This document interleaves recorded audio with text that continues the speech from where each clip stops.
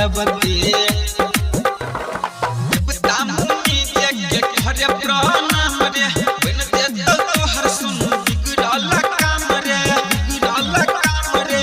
बिगड़ल काम रे तामुनी देख के घरे प्रणाम रे बन दे तो हर सुन बिगड़ल काम रे कहले ना पूजा बउआ हां कहले ना पूजा बउआ जतने छजनते गजबे मुस्कान छोड़े बिना बजबते रे गजबे मुस्कान छोड़े बिना बजबते गजबे मुस्कान छोड़े बिना बजबते बिना बजबते गजबे मुस्कान छोड़े छोड़े छोड़े बिना बजबते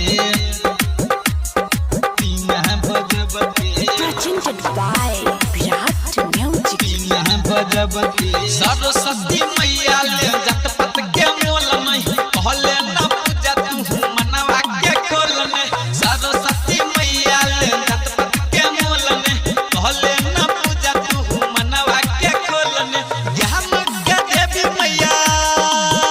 हां ज्ञान के देवी मैया किस्मत के खोलते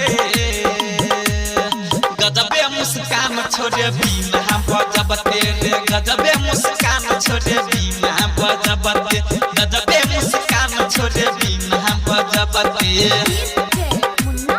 बिना बजबते गजबे मुस्कान छोड़े छोड़े छोड़े बिना बजबते बिना बजबते बिना बजबते जाय के बजरिया की न लेहना चुनरिया हंस सवारी ले मिथला नगरिया जाय के बजरिया की न लेहना चुनरिया हंस सवारी ले मिथला नगरिया राइटर पंकज हां राजेश राकेश प्रसादी छै बटते गजबे मुस्कान छोड़े बिना